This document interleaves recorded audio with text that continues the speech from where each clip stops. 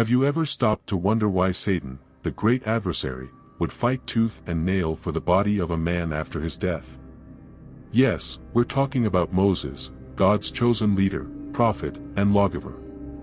It's not just a story, it's a spiritual enigma that leaves us questioning the very nature of good and evil. And here's the kicker, the battle wasn't fought on earth, but in the heavenly realms. Doesn't that make you wonder what's really at stake in this celestial tug-of-war? You might think, why would Satan care about a lifeless body? But the answer is both simple and shocking. Moses wasn't just any man, his legacy shaped nations, his leadership carved a path out of slavery, and his relationship with God was unparalleled. Satan's obsession with Moses' body wasn't about death, it was about control, influence, and ultimately undermining God's divine plan. The question isn't just what Satan wanted, but why God wouldn't allow it. Intriguing, isn't it? And here's where it gets even more fascinating, this story isn't just about Moses or even Satan. It's about us, our struggles, our victories, and the unseen battles that shape our lives. If this conflict over Moses' body reveals anything, it's that there's far more happening in the spiritual realm than we realize. So, stick around, because what you're about to discover might just change how you see the world, and your place in it, forever. Moses' burial is one of the most fascinating mysteries in the Bible, isn't it? Think about it, a man so significant, so deeply intertwined with God's plans, wasn't buried by human hands but by God himself. Imagine standing at that moment, no grand funeral, no weeping crowd, just the Creator and his chosen servant. This wasn't just an act of reverence, it was personal. For Moses, who had spoken to God as a friend, this divine burial was the ultimate seal of their unique bond. But why keep the burial site a secret? Here's the twist, by doing so, God safeguarded his people from potential idolatry. Picture this, the Israelites, already prone to turning physical objects into sacred symbols, might have turned Moses' grave into a shrine. Think of the golden calf incident, do you see how dangerous it could have been? In his wisdom, God ensured their focus remained on him, not on a man, however great. This act also reveals the depth of Moses' journey with God. His life was a tapestry of obedience, struggle, and grace. From the burning bush to the parting of the Red Sea, Moses lived in the presence of the miraculous. Yet, even he had his limitations, his human flaws. It's comforting, isn't it? Even the mightiest among us are, at the core, human, reminding us that God values our hearts over our perfection. Consider what this means for us today. Do we sometimes elevate leaders, mentors, or even friends to an almost divine status? God's choice to hide Moses' grave challenges us to honor our heroes without losing sight of the source of all greatness. This lesson feels incredibly relevant in a world filled with influencers and icons, doesn't it? And here's the question that lingers, why was this burial so critical to God? Surely, he could have let Moses' family or followers handle it. But there's a lesson in this. It's about letting go, trusting God's plan, and remembering that no one, not even Moses, is irreplaceable in his divine narrative. It's humbling, yet profoundly reassuring. This story leaves us with a sense of awe, but also a mystery that deepens as we look further. After all, this wasn't the end of Moses' story, not even close. It's here that another intriguing event unfolds, shifting our focus to the heavens themselves. The idea of a celestial battle over Moses' body is nothing short of breathtaking. Picture this, Archangel Michael, one of the most powerful beings in God's kingdom, standing toe-to-toe with Satan himself. The stakes? Moses' earthly remains. Jude 9 gives us just a glimpse, yet the gravity of this encounter is unmistakable. This wasn't just about a body, it was a clash of authority, a confrontation that revealed the spiritual warfare often hidden from our eyes. But why would Satan care so much about a lifeless body? Let's dig deeper. Imagine the havoc he could wreak by twisting Moses' legacy. Satan thrives on deception, doesn't he? By exploiting Moses' remains, he could have distracted the Israelites, perhaps even lured them into idol worship. Remember their history? These were people who, despite witnessing miracles, struggled to stay faithful. Satan's schemes often hinge on exploiting human weakness. And then there's Michael, calm, resolute, unshaken. He didn't argue, didn't rely on his own strength, but instead invoked God's authority, "The Lord rebuke you." What a powerful example of humility and trust. Michael reminds us that victory in spiritual battles doesn't come from our might but from relying on God's power. How often do we forget this in our own struggles, trying to fight battles we were never meant to face alone? This confrontation also highlights the lengths to which God goes to protect his people. By sending Michael to defend Moses' body, God ensured that his servant's legacy remained intact. It's a reminder, isn't it, that God is deeply invested in safeguarding his plans, and that includes shielding us from the enemy's schemes.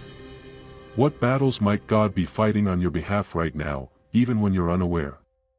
But let's not overlook Satan's persistence. His obsession with derailing God's plans shows just how serious the stakes are in spiritual warfare. It's sobering, isn't it? Yet, it's also empowering to know that we have a defender far greater than any adversary.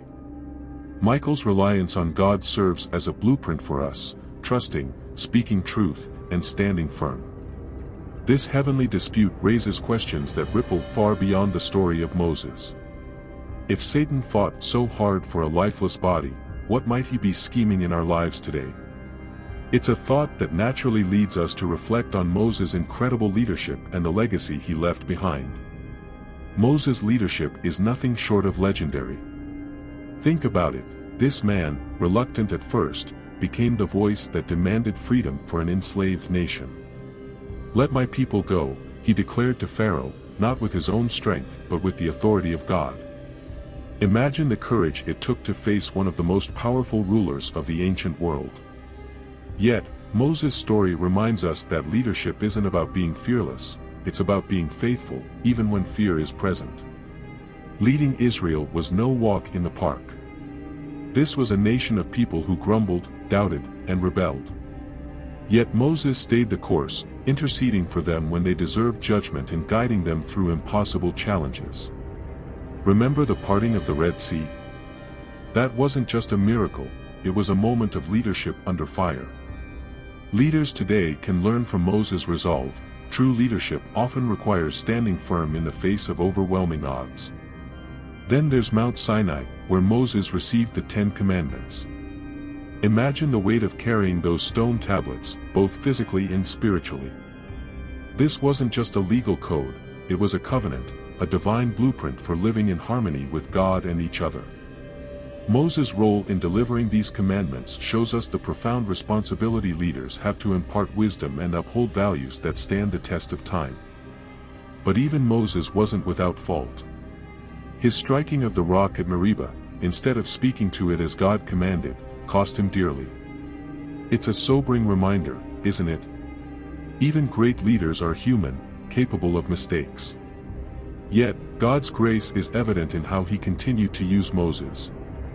For us, it's a lesson in humility, acknowledging our flaws while striving to fulfill our purpose. Despite his shortcomings, Moses brought Israel to the brink of the promised land. He saw it but couldn't enter. How bittersweet that must have been. Yet, his leadership laid the foundation for others to continue the journey. This speaks volumes about legacy.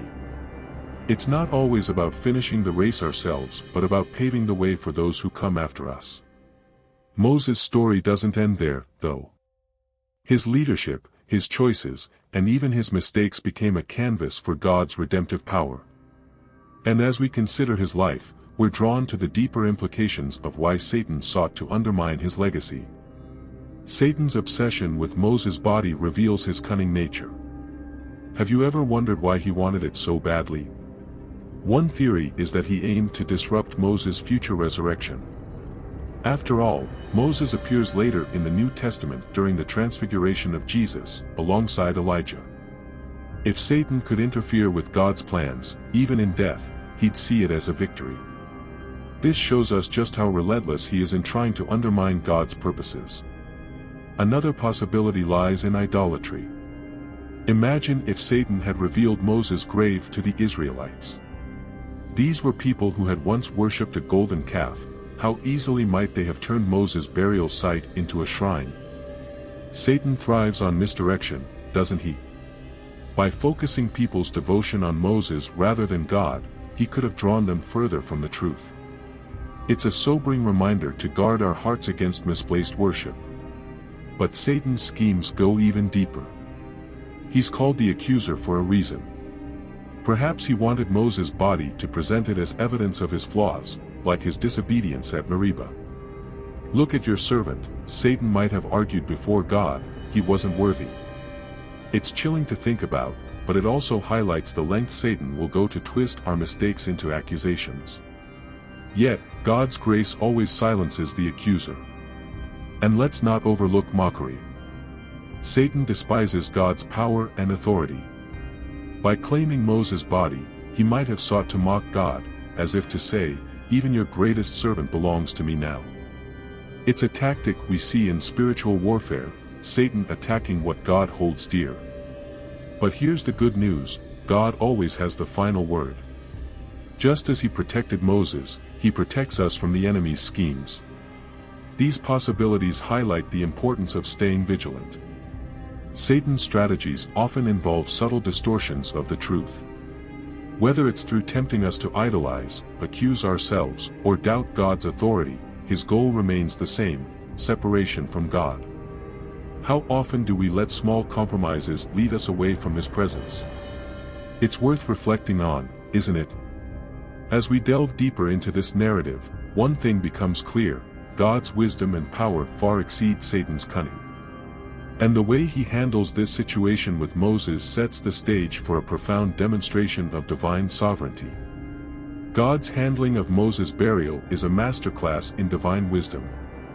Think about it, while Satan plotted, God acted decisively, burying Moses in an undisclosed location. This wasn't just about secrecy, it was about protection. By hiding the grave, God ensured that Moses' legacy remained untarnished and that the Israelites wouldn't be tempted to idolize him. How often do we see God's wisdom in our own lives, steering us away from unseen pitfalls? This act also reminds us of God's sovereignty. Despite Satan's relentless attempts to derail his plans, God's authority always prevails. Michael's simple yet profound words, "The Lord rebuke you," demonstrate this truth. It's not about engaging in a lengthy argument or fight, it's about standing firm in God's power. This is a lesson for all of us. When facing spiritual battles, our strength lies in trusting God, not in our own abilities. Consider, too, the message of God's protection. Moses' story is one of extraordinary highs and lows, but even in death, God shielded him. This wasn't just about Moses, it was about preserving the integrity of his divine plan. How comforting is it to know that God is equally invested in protecting his purpose in our lives? Sometimes, what feels like a loss is actually God's way of safeguarding something greater. God's wisdom is also evident in how he addresses Satan's schemes. Instead of allowing the enemy to exploit Moses' body for his own purposes, God turned the situation into a testament of his control. It's a reminder that no matter how crafty the enemy may seem, he is always outmatched by God's plans. This gives us confidence, doesn't it? To trust that God is actively working for our good, even when we can't see it. And yet, there's something deeply personal about this story. God's intimate involvement in Moses' burial shows how much he valued his servant. It's a picture of the relationship God desires with each of us, a connection so profound that even our end is marked by his care. How would our lives change if we truly embraced this truth? That God is not distant but deeply present in every detail. This story of divine wisdom leaves us marveling at God's unmatched power and love. And as it concludes, it points us to something even more significant, the ultimate legacy of Moses, one that would echo far beyond his time on earth and into the pages of the New Testament. So, what will you do with all this knowledge? Moses' story is more than an ancient tale, it's a mirror reflecting the battles we face today. Are you letting the schemes of the enemy distract you from your purpose? Or are you stepping into the divine wisdom and protection God offers? These are not just questions, they're challenges to live with intention and clarity, knowing that every decision shapes your legacy. Imagine what could happen if you started applying these lessons right now. What if you embraced God's authority, like Michael did, in your daily struggles? What if you stopped focusing on what you've lost and began trusting God's protection over what truly matters? Life is full of battles, but the victory belongs to those who lean on God's wisdom. The question is, are you ready to take that step? Here's something practical you can do today. If you want to deepen your understanding and turn these insights into actionable steps, I've created an incredible resource for you. Check out the ebook, Christian Journey, Exploring the Bible in 27 Steps. It's packed with practical tools, deep insights, and strategies to help you grow in your faith and apply biblical truths effectively. You'll find the link pinned in the comments. It might just be the guide you've been looking for. And before you go, let me ask, what's one step you can take today to align your life with God's plans? Start small, but start now. And if this content inspired you, be sure to subscribe to the channel and hit the notification bell. There's so much more to learn, and I'd love to have you join this journey as we dive deeper into the Bible together. Let's make faith a practical, powerful part of everyday life. Thank you for being here, for engaging with this message, and for investing in your spiritual growth. Remember, the journey doesn't end here, it's just beginning. Let's walk this path together, one step at a time.